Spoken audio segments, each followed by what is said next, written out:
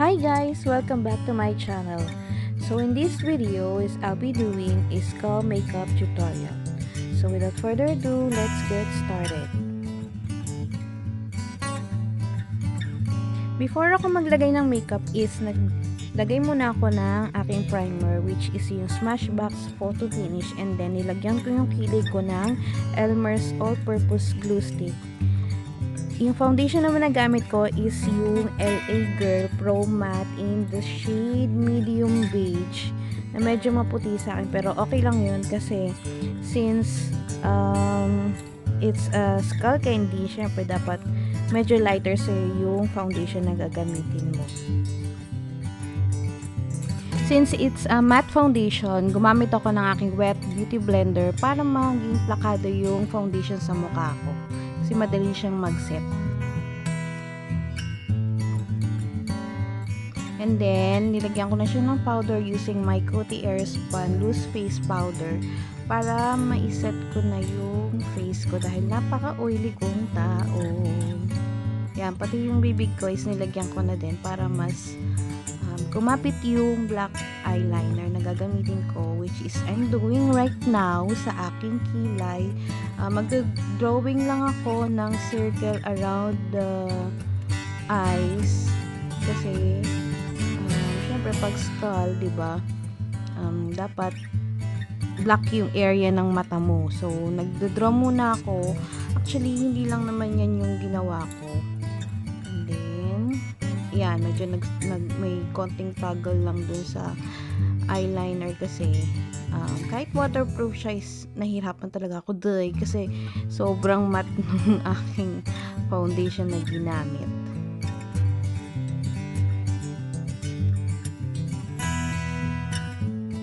So nagdrawing na din ako ng nose para sa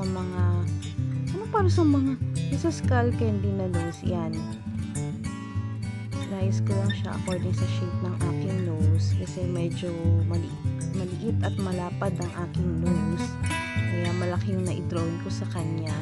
Anyway, nagpalit ako ng eyeliner. So I'm using here now is yung Everbilene na waterproof eyeliner, and then sa forehead ko is I draw a spider web image.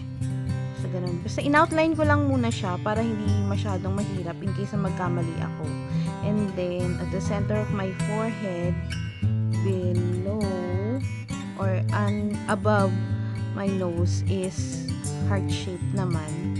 And then dun sa side ng aking kilay is hindi ko alam yung tawag dyan eh. Basta ganyan lang siya.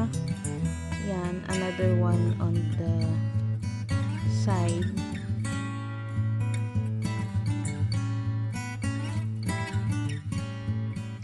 Tapos nag-outline lang din ako sa area ng aking cheek, particularly sa cheekbone ko hanggang doon sa mouth ko. Tapos below my chin is gumawa ako ng flower outline. Yan, 3 petal lang naman siya.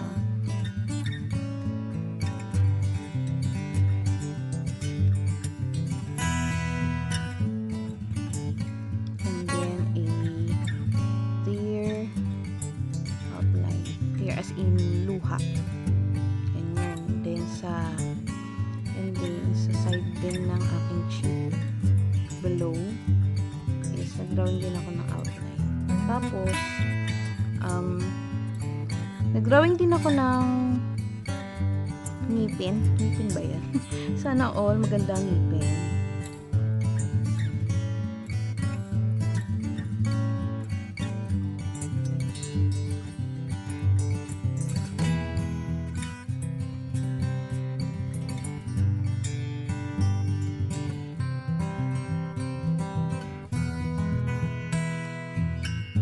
Luha ulit on the both side of my cheeks.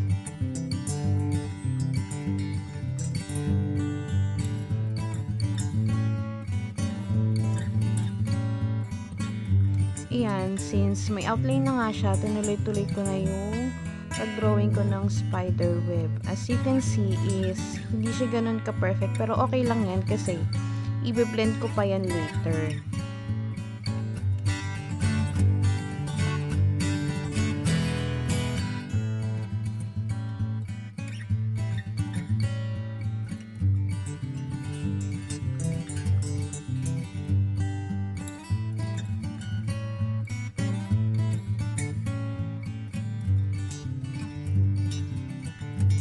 Okay, so biniblend ko na siya using my makeup brush with brown eyeshadow.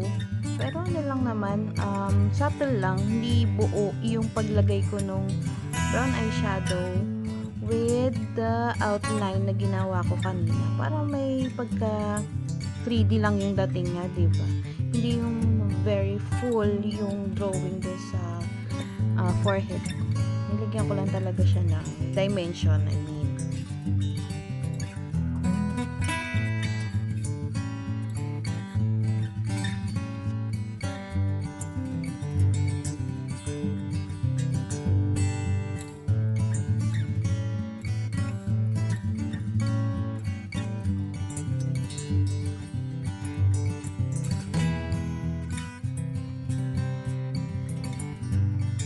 On my eye area is I'm using my NYX Professional Makeup Jumbo Eye Pencil in the shade Milk.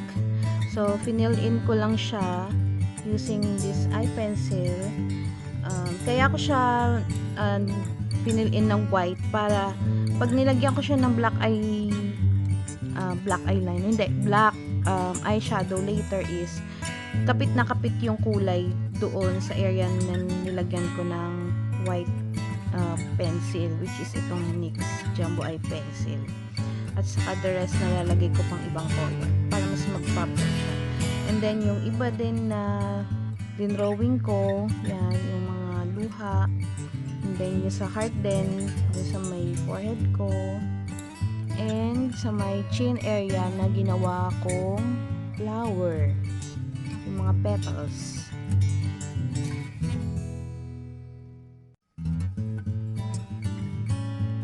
So, as you can see, is nag-start na ako maglagay ng eyeshadow.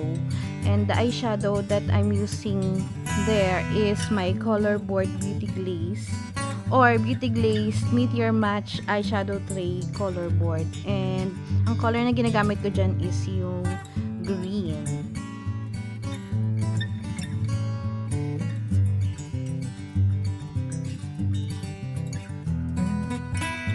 So, naglagay ulit ako ng white eye pencil kasi medyo natakpan na ng green eyeshadow yung part or yung middle part ng aking eyes kasi yun nga, nilagyan ko siya ng yellow naman, yellow color na eyeshadow.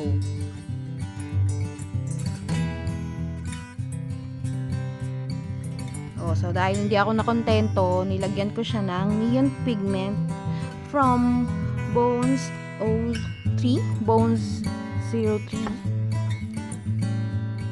para mas maging pop or mag-pop up lalo yung color ng aking eyes. And then, hindi pa rin ako nakontento. Nilagyan ko pa siya ng more darker green color.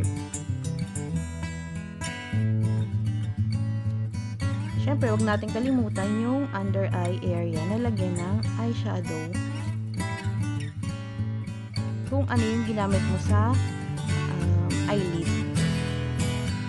And then, para may konting kalandian or kaartihan is naglagay ako ng glitters from the same palette.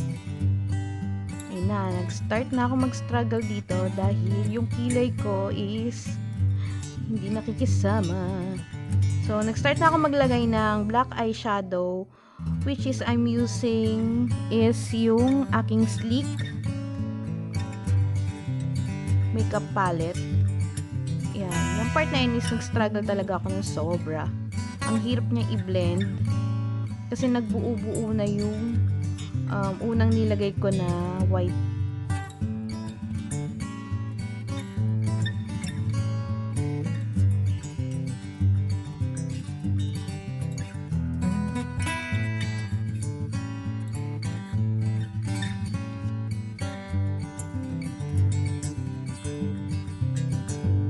So, sa part naman na to is naging maayos na yung pagkakalagay ko ng black eyeshadow. Kasi nilagyan ko muna yung kilay ko ng face and body paint para mas kumapit lalo yung kulay. Yan.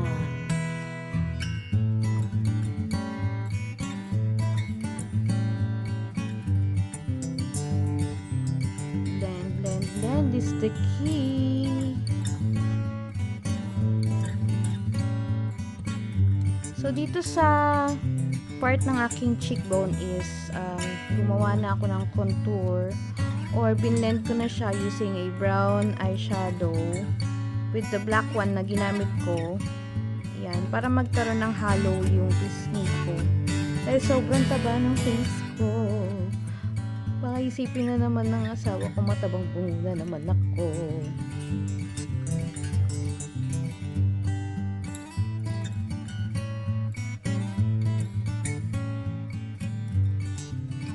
So, nag-add pa ako ng aking brown contour powder para mas plakado yung pagka-bungo niya. Char.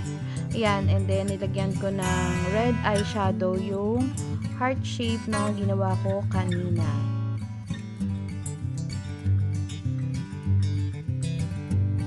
And eyeshadow ulit doon sa aking drawing na tear. Also, a red eyeshadow din.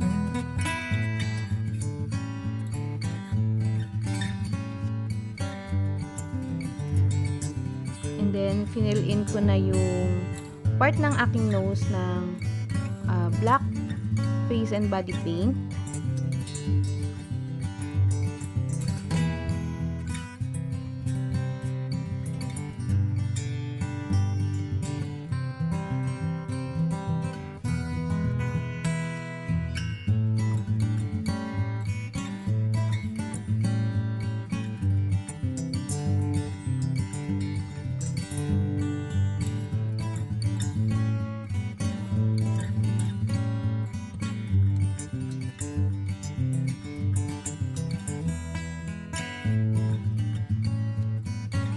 And pinatungan ko na siya ng black eyeshadow.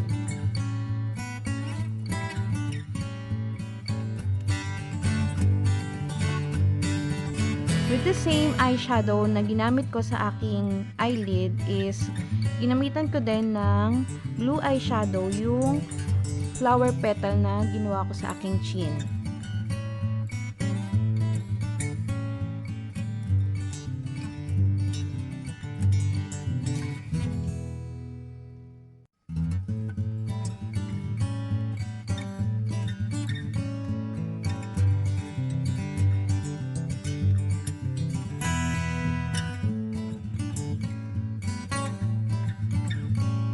To make this look more sparkly is nag-add ako ng rhinestone around my eye area and the rest of my face. So, tinuloy ko na lang siya off cam kasi medyo matagal yung paggawa ko dito.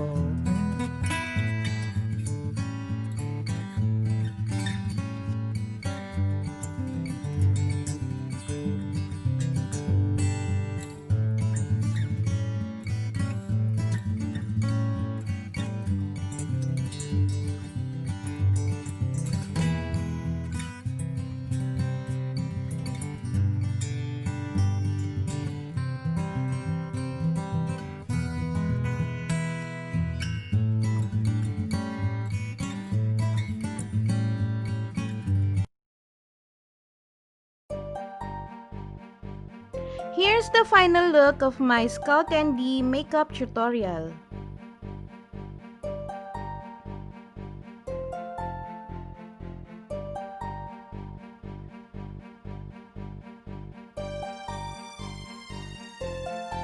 Thank you so much for watching, and please don't forget to hit like and subscribe to my channel. I'll see you on my next one. Bye!